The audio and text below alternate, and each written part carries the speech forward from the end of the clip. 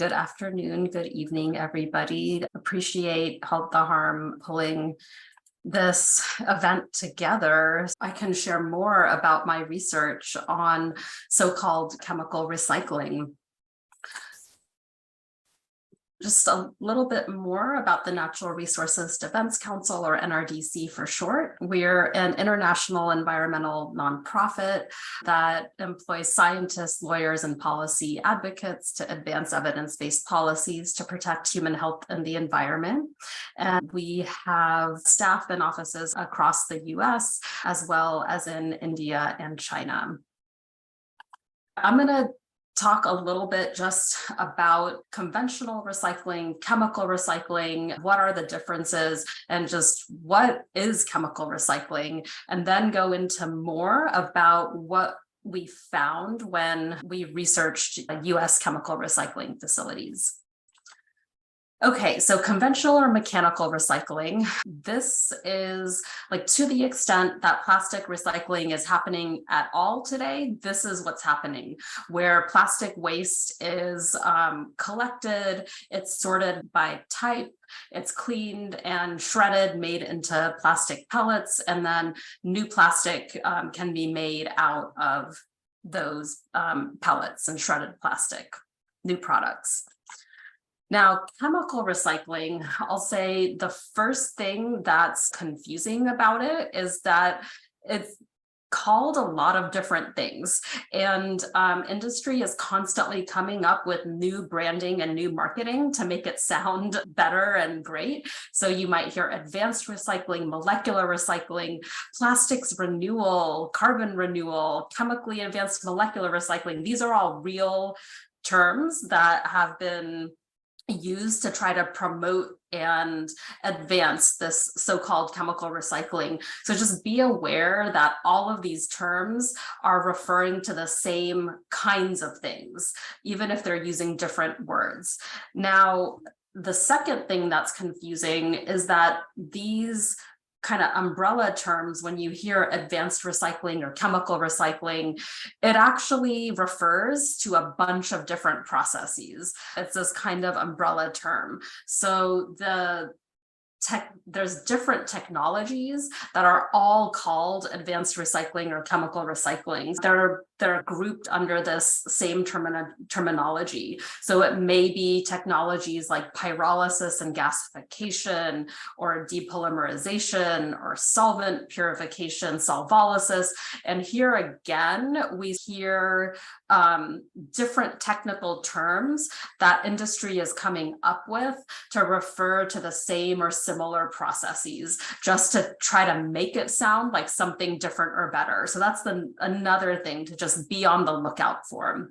Now, in these different processes, I just want to point out that pyrolysis and gasification specifically, they're what's known as thermal conversion processes. Thermal because they use heat. And both pyrolysis and gasification are classified as waste combustion or incineration under the Clean Air Act. Okay, so what's going on with chemical recycling? So here you can see it's more complicated than conventional recycling. There's many different pathways that this can take. So again, you start with that plastic waste, then you're going to use heat or chemicals or a combination of both to break down that plastic. And then that's those different technical processes like pyrolysis or gasification. Then you can take that broken down plastic and it might be used to make fuels, like similar to diesel or aviation fuel or hydrogen. These are some of the claims that are being made. That fuel then gets burned for energy. That's that top kind of dark orange path. Or you can take that broken down plastic, that's these kind of different chemical components. You can process it further to turn it into new and different chemicals, or in theory, back into plastic. So that's the different pathways that chemical recycling can take. Now, it's really important to point out that in some cases here that calling it chemical recycling is actually a misnomer, because turning it into fuel or chemicals is not actually recycling. So here in this diagram, you can see the kind of potential life cycle of materials, right? From resource extraction to production, consumption, use, end of life. Now, if the material is actually recycled or recovered, it returns into that material cycle, returns to the production cycle. You can use those materials to make new products, and it reduces the demand for virgin resource extraction. However, if you're turning it into fuel or chemicals there at the end of life, those materials are exiting the production cycle. They're getting burned as fuel. The material is removed and destroyed or turned into something else. So you're not recycling them. You lose that benefit of recycling. When you burn things, there's going to be a continued demand for more resource extraction. So even the name advanced recycling or chemical recycling is not accurate when you're doing these plastic to fuel kinds of processes. Okay, when I first heard about chemical recycling a couple of years ago, I was really curious about it. It sounded so promising, because what I heard was, oh, we can take all these hard to recycle materials and actually recycle them. It's going to be a big solution for our plastic waste problem. So I wanted to know more about what was actually happening here. So what I did was start with industry and NGO reports to compile a list of these potential chemical recycling companies and facilities. So then I narrowed that down to companies that are in the US and were still in business, because there was many that had been announced or proposed but never happened, or started up then shut down quickly. Then I narrowed that down even further to facilities that are near operational or operational, because they had reporting in databases for the Environmental Protection Agency federally, or they had state permit information or data. So that narrowed it down to 8 facilities. And I should say I did this research in 2021.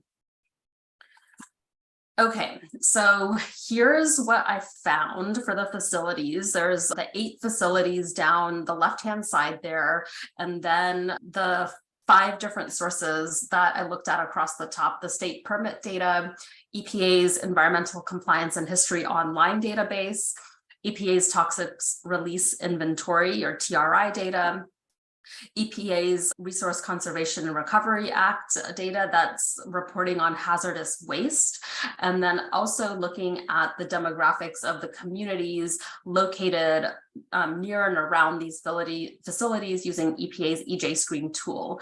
So you can see there was a variety of data available for some of the facilities, and those asterisks are there to indicate where there wasn't data available in 2021, but it has since become available, and I'll tell you more about that too. Okay, so here's the facilities where they're located around the country. And the first finding was that most of them are doing plastic to fuel, not plastic to plastic, so not actually recycling any plastic. So the ones in the kind of light blue are the plastic to fuel facilities. Okay, next we looked at state permit data, and we found that these facilities are permitted to release a variety of health-harming and hazardous air pollution. This chart shows down the left-hand side the various chemicals that facilities are permitted to release, and then across the top is the different health hazards that these pollutants have. So you can see a whole bunch of them are cancer-causing chemicals. Some of them are toxic to the reproductive system. Some of them are toxic to the developing fetus. These are health threats of real concern. Then we went and asked, what does the community look like where these facilities are sited? And they're overwhelmingly sited in places that are disproportionately low income or people of color or both. So what we're looking at here is those 8 facilities across the top.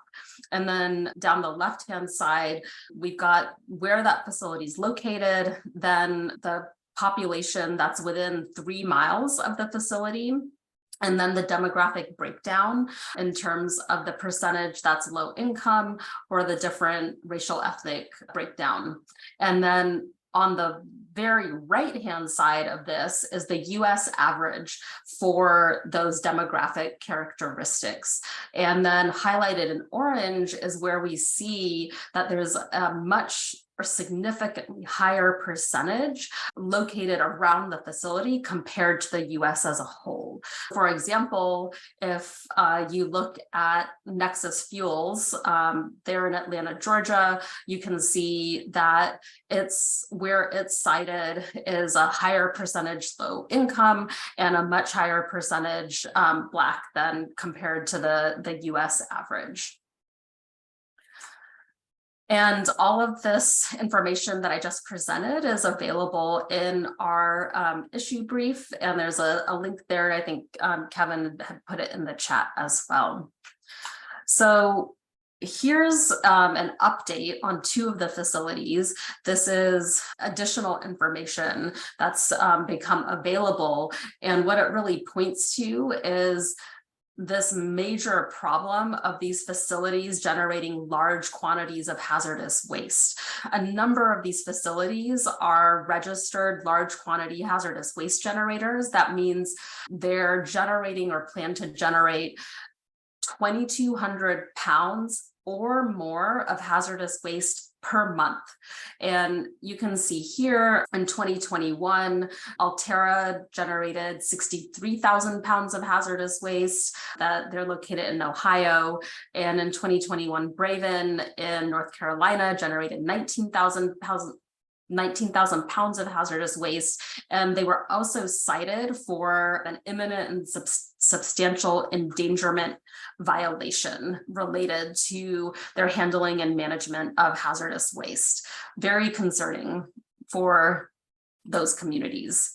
Agilex in Oregon produced almost 500,000 pounds of hazardous waste in 2019.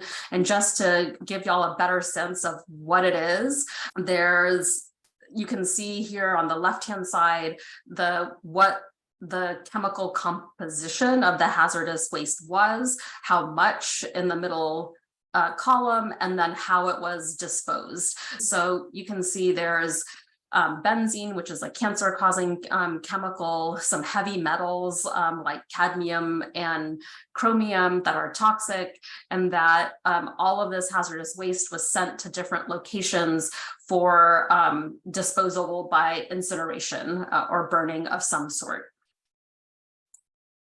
Overall, I just went over a large amount of information, but to sum up, all of these so-called chemical recycling technologies, no matter which one you're talking about, they lack transparency. We are not getting the information that we need from these companies. The information I presented, I was able to find because they're legally required to report it, but they are not forthcoming about additional information about their processes or pollution.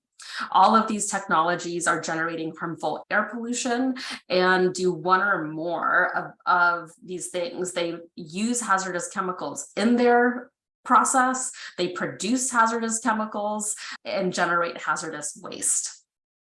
We also found is that these facilities are not operating at scale. If they're operating at all, they're really having difficulties with their processes and their products, and they're generally sited in vulnerable communities.